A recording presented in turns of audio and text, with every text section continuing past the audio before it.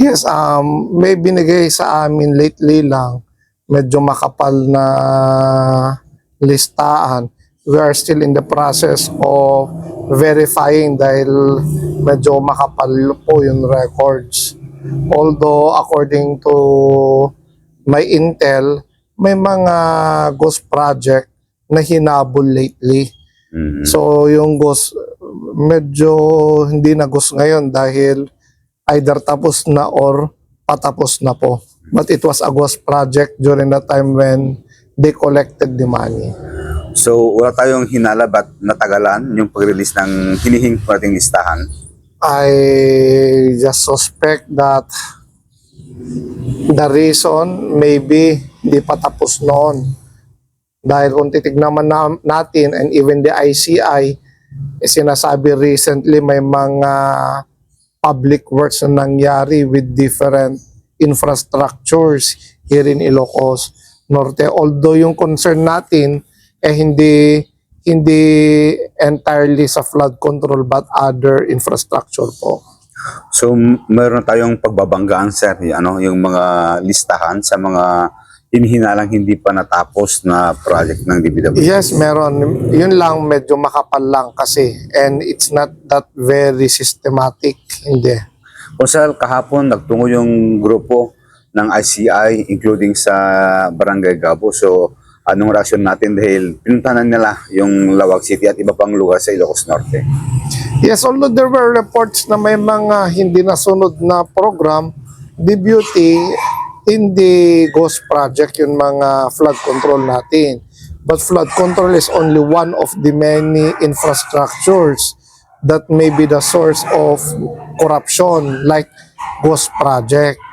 Kaya ngayon sinasabi natin, hindi lang sana flood control but too many projects sana ang titignan ng gobyerno natin.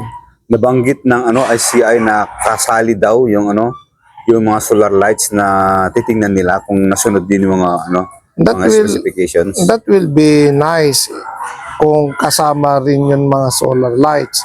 But I believe the best way to verify all these reports dapat maraming manpower, hindi lang sila. Otherwise, hindi ganun ka-effective yung presence nila. Although, it is nice because of the investigation, ang daming public works na ginagawa na dahil natatakot naman yung mga kontraktor na makasuhan po.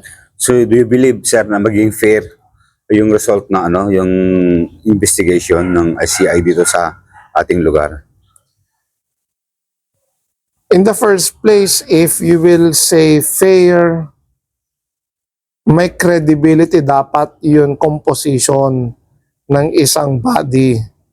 And you could only say that it is fair kung yung composition trusted ng publiko.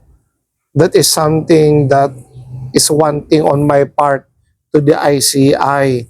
Dahil lahat naman sila ay appointees naman po ng presidente. At the same time, wala yung mga supposed to be opposition or any credible person. Like, although Magalong was here yesterday, but his position as a special advisor was removed. So, we all know the hard stand of Mayor Magalong against corruption po.